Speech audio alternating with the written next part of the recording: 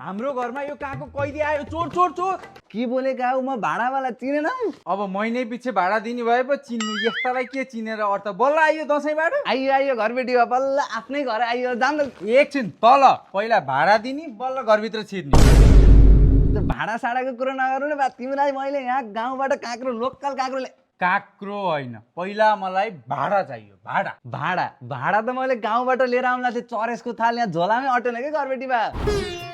चप्प चरेसको थाल लिएर आउनुलाई थिएँ चरेसको थालमा सरप्प दुध भात खान पाएको त मजा आउँथ्यो मजा त आउँथ्यो तर रुमको रेन्ट नतिरिकन तँलाई भित्र छिर्न दिन्न रुमको रेन्ट दिन्छु कि घरबेटी बा 2 दिनमा दिन्छु अब 2 दिन होइन 3 दिन होइन भाडा अहिले चाहियो दसैँमा दक्षिणा पाइस होला नि तँ निकाल दक्षिणा त घरबेटी भाइ